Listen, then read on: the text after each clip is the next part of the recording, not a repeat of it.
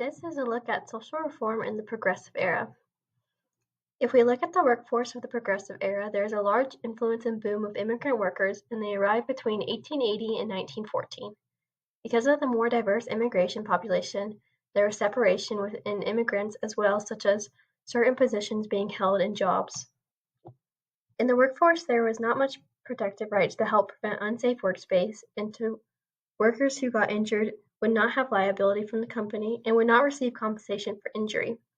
Children would be a large population of workers and would work in farms, factories, mines, and on streets.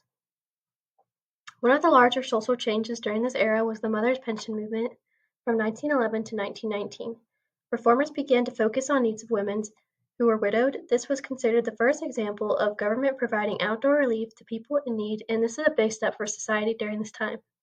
With policies made for women, there was also the Workmen's Compensation Law, which was aftercare services for people who had been in mental asylums, started in the early 1900s, and soon all states passed these laws. Many people died due to these difficult conditions that were heavily carried with influenza, whooping cough, measles, and scarlet fever.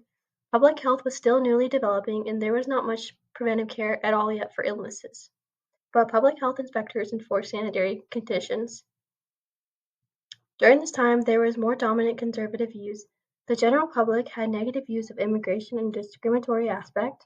Policy analysis was often incorrect and misrepresented, such as actual numbers of immigrants in America. Progressive leaders Roosevelt and Woodrow Wilson did not speak out against unethical court rulings and discrimination relations and policies.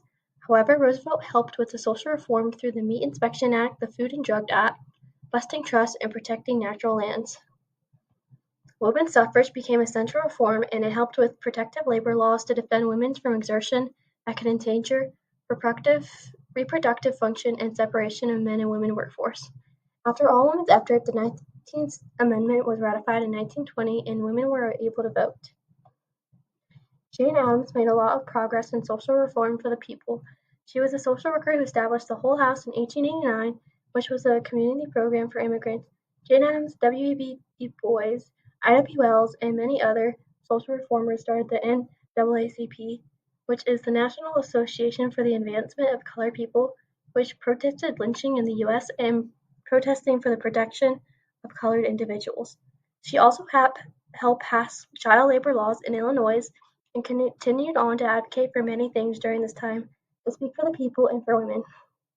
Soon after this progression, World War I would mark the beginning to a new era. Created using Powtoon.